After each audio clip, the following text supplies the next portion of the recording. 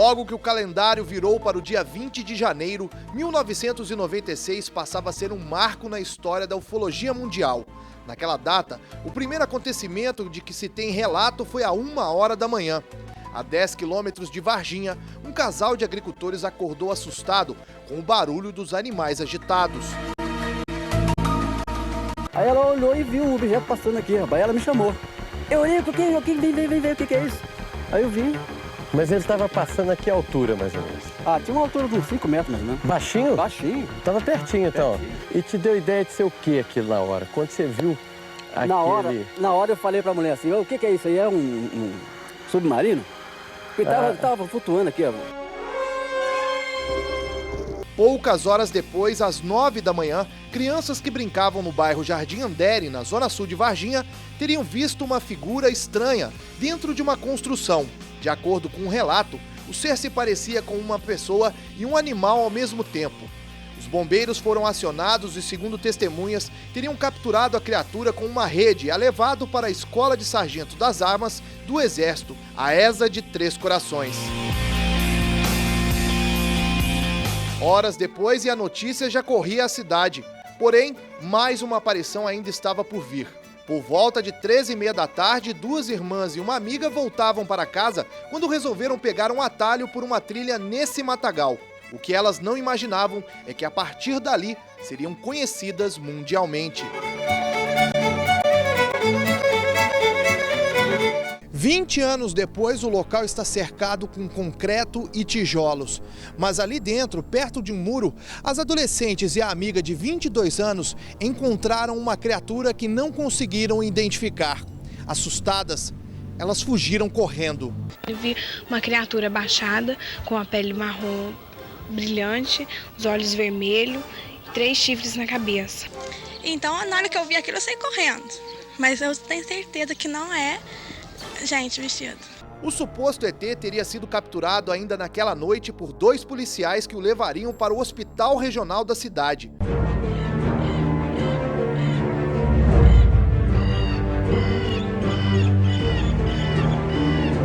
Meses depois, foi a vez do Zoológico de Varginha se tornar mais uma peça deste quebra-cabeça. Animais foram encontrados mortos por aqui e, segundo o veterinário responsável da época, ele não encontrou nenhuma causa lógica nas necrópsias. E não parou por aí. Dona Terezinha Galo morreu em 23 de novembro de 2011, aos 80 anos. Em abril de 1996, ela participava de uma festa de aniversário com poucos convidados em uma área de eventos do Zoológico de Varginha. E quando saiu para fumar, o susto. Uma criatura estranha estava na mureta, bem próximo dela. Ele tinha a boca rasgada, grande, o olho saltado, muito vermelho, igual farol de carro. E ele ficou me olhando, e eu olhando nele. Mas ele não me passou nenhuma mensagem. Seu Lázaro vai completar 80 anos. Há 2 décadas, o aposentado estava logo atrás das jovens na trilha do bairro Jardim Andere. Por pouco, ele também não encontrou com a criatura. Eu atrás dela, elas correndo que lá ia embora, elas veio já o trio delas descendo aqui e o meu virando para lá, ó. Eu separado dela pelo desvio e elas deram esbarrada com ele aqui. Ainda segundo seu Lázaro, as adolescentes e a amiga correram desesperadas gritando. Algo de estranho havia acontecido por ali. Se eu entendesse que era alguma coisa, eu podia ter seguido essa aqui para ver. Dias depois, ele foi para São Paulo e ficou sabendo que as supostas testemunhas haviam encontrado era um ser extraterrestre. Veio só por falar, e gente de fora fala mais do que nós daqui. Esta professora mora há 5 anos nesta casa, bem ao lado do lote famoso, onde estaria o ET de Varginha. Pra mim não faz muita diferença. Eu não sei se é porque eu nasci em Varginha, a gente se acostumou com a história do ET. A gente se lembra quando as pessoas vêm aqui e perguntam, ou quando falam sobre ET, a gente comenta que a gente mora ao lado, as pessoas perguntam se a gente escuta algum barulho, alguma coisa. Nada muito anormal, não. Turn down for what? Turn down for what? Após 2 décadas, um personagem importante dessa história ficou no anonimato. Ele é responsável pelas formas dadas na reprodução da imagem do ET de Varginha. Desenhos que ganharam esculturas hoje espalhadas pela cidade. Em 20 anos, ele viu o retrato falado ganhar o mundo e a mídia sem nem mesmo sequer receber um crédito. Apenas um registro no livro do ufólogo Ubirajara. Esse assunto só voltou depois de 20 anos, né? Nós estamos aqui conversando.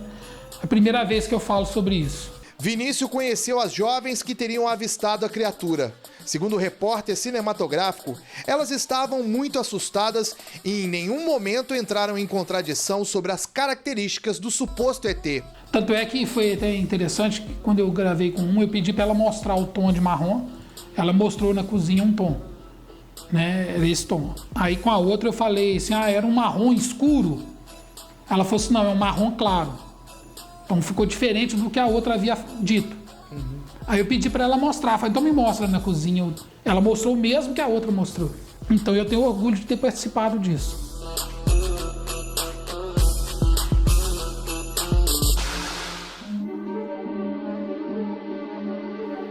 Nossa equipe foi até Niterói, no Rio de Janeiro. Lá, no Museu de Arte Contemporânea, conversamos com Marco Antônio Petit, que lançou no ano passado o livro Varginha, Toda a Verdade Revelada. A publicação traz novidades sobre um dos casos mais famosos da ufologia mundial. De acordo com o ufólogo, as criaturas foram sim levadas para Campinas. Nós temos, posteriormente, o envolvimento do próprio diretor-maior da NASA, senhor Daniel Goldin, que veio ao Brasil, posteriormente, nas semanas seguintes, trazido pelo próprio secretário de Estado americano naquela época, para assinar um acordo de colaboração com a Agência Espacial Brasileira, né, do tipo que no passado era assinado por funcionários da NASA do 2º ou 3º escalão, ou seja, ele, por coincidência, essa figura máxima da NASA esteve também, inclusive, na cidade de Campinas. E os mistérios não param. Um dos policiais que teria participado da captura de uma das criaturas morreu alguns dias depois da ação. Ele não teria se protegido e, de acordo com os relatos, teve contato físico com o suposto ET. A demora na liberação de um laudo inconclusivo e o enterro sem velório intrigam. O médico que atendeu o soldado na época é o Dr. Cesário. Segundo ele, a morte de Marco Eli Xerezi ainda deixa dúvidas. Na véspera do dia que ele internou. Ele não tinha absolutamente nada. E uma infecçãozinha de urina. E não era infecção de urina que falou assim, já vinha evoluindo há muitos dias. Foi de um dia para o outro. E o mais intrigante também, vamos supor, é que duas infecções, é muito raro ter duas infecções com duas bactérias. Uma no pulmão ou no rim, diferentes. Ele não tinha nenhum precedente, mas nenhum mesmo. Então o caso foi ganhando contornos cada vez mais densos. Em maio de 96, Dona Luísa, a mãe das meninas que teriam visto a criatura, recebe a visita de 4 homens bem vestidos com terno e gravata. O que eles queriam? Subornar a família. Ele queria que a Valquíria, fosse num programa e mentisse que não tinha visto nada. Falou pra gente que estava indo lá, que eles era a mina de ouro que nós nunca pensava em tê-la. Hoje as testemunhas só gravam entrevistas sobre o caso mediante pagamento de cachê. Um inquérito policial militar foi publicado em 2010 pela revista Isto É. No documento, o tenente-coronel Lúcio Carlos Pereira, encarregado na época do IPM, concluiu que o ser avistado pelas 3 jovens nada mais é do que um morador do bairro Jardim Andere, conhecido como Mudinho. O homem estaria agachado e encostado no muro no momento em que as meninas passavam. Durante as gravações deste especial, nós encontramos o morador, que, segundo as autoridades, é o pivô de toda essa história. As meninas avistaram aquela entidade, aquele ser ou aquela criatura, às 3h30 da tarde, em pleno sol, um calor de verão. No entanto, no inquérito, esse fato aparece como tendo acontecido com uma situação de iluminação como se fosse já à noite, o que a gente sabe que não é verdade. Fora outros detalhes que o Exército foi manipulando e transformando para poder apoiar a ideia de que o fato não teve nada a ver em termos de ufologia. Em nota, o Centro de Comunicação Social do Exército, em Brasília, afirmou que o caso foi encerrado com a conclusão do IPM e que não há nenhum documento que trate de assuntos ufológicos nos arquivos. porque como nós sabemos pelas nossas próprias fontes militares, que o caso foi classificado como ultra secreto, ou seja, a classificação máxima dentro da área sigilosa militar no nosso país, né? E essa classificação atualmente, apesar de tempo reduzido para 25 anos, ainda é válida, né? É uma coisa legal. Nós temos que esperar no mínimo até o ano de 2021 para que o Exército deixe realmente de estar amparado nessa situação de poder manter o sigilo em relação a um dos casos mais estrondosos da ufologia brasileira e mundial.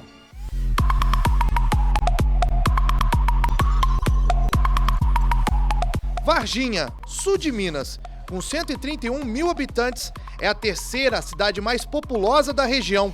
Um dos maiores PIBs e uma economia forte, tendo o café como um dos principais produtos. Mas é o ET que chama a atenção. A história de outro mundo faz parte da vida dos moradores. Varginha se projetou muito a nível internacional, a nível mundial. Uma das referências mais conhecidas, a nave espacial do centro da cidade foi construída em 1999 pela Copasa. É um reservatório com capacidade para 150 mil litros de água. Os pontos de ônibus também viraram atração turística, assim como as estátuas espalhadas pela cidade. Mas tem gente que acha que a prefeitura deveria ter investido mais no turismo. Varginha perdeu a oportunidade de fazer um bom negócio com essa história do ET, né? O ET de Varginha até é considerado o caso Roswell brasileiro, mas as cidades absorveram as aparições de formas diferentes. Lá em 1947, um morador teria visto a queda de um disco voador. Desde a década de 90, milhares de pessoas visitam a cidade de Roswell, no estado americano do Novo México. Em homenagem ao caso, foi criado um festival anual de ufologia. Numa pesquisa feita pela Câmara de Comércio de Roswell, o turismo rendia aos cofres públicos mais de 5 milhões de dólares por ano. Realidade bem diferente da que encontramos em Varginha. Para o consultor do Sebrae, ainda dá tempo de correr atrás do prejuízo. Foi pouco explorado a questão de conhecimentos espaciais, né, a questão da astronomia como um todo, como é o universo, como são as estrelas, enfim, eu acho que ficou muito focado na questão do ET em si e deixou-se de explorar outras questões mais interessantes, mais criativas. Até mesmo o governo federal investiu no ET. A prefeitura fez um convênio com o Ministério do Turismo para construir um memorial na cidade. As obras foram iniciadas, interrompidas, a cidade quase perdeu a verba e então os trabalhos retornaram, mas nada do espaço ser finalizado. No local, mato alto, cacos de vidro, garrafas de bebidas e lixo compõem o cenário que deveria ser uma atração turística na cidade. No meio dessa confusão, os gastos podem chegar a R$ 1,5 milhão de reais. O objetivo dessa obra é levar para ali todas as publicações, tudo o que aconteceu e que girou em torno desse fato histórico, e também é nosso propósito transformar aquele local num planetário. Mauri foi um dos primeiros varginhenses a produzir miniaturas do ET. Hoje são 15 pontos de vendas fixos em Varginha, além de outras cidades da região e até de outros estados, como São Paulo, Rio de Janeiro e Bahia. Com preços que variam de R$ 1,50 a R$ 20.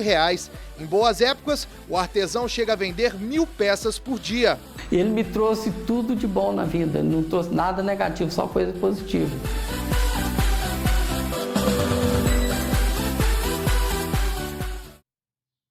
A senhora acredita no ET de Varginha? Não. Não acredito. Acredito. Mais ou menos, sabe? Não existe isso, não. A gente vê algumas pessoas parecidas com ET por aí, né? Mas no ET, assim, verdadeiramente... Eu acho que isso é uma ilusão. Ninguém provou nada, só falaram. Então, acho difícil. Mas é possível. Com certeza, eu não duvido não. É lenda. Se na cidade o caso ET já é algo banal, para quem é de fora, a curiosidade ainda é grande. Só para se ter uma ideia, olha o caso de Ábia. Ela é da Bahia e trabalha em Varginha. Quando volta para o Nordeste, a pergunta é uma só. Todo lugar que chega só pergunta dos ET. E quando o varginhense viaja, aí você já viu, né? Todo mundo quer saber sobre a criatura. Eu acho divertido, eu levo na brincadeira, eu acho engraçado. Tem gente, conheço pessoas que não gostam muito, mas eu não me importo não. Nem fora do Brasil o varginhense fica fora do assédio. Fernanda mora em Xangai, na China, e por lá... Sempre que eu falo eu sou de Varginha, todo mundo relaciona a cidade com a história do ET.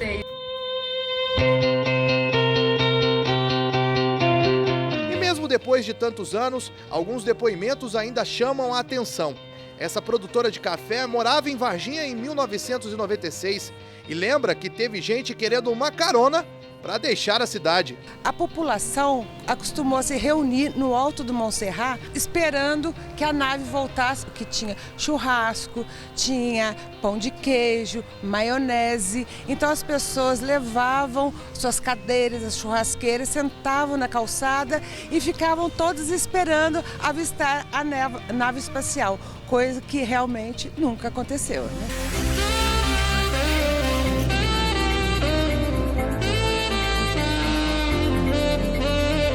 Para muitos ufólogos do mundo todo, os relatos, o suposto envolvimento e acobertamento das Forças Armadas são o suficiente para comprovar o aparecimento de seres extraterrestres em Varginha.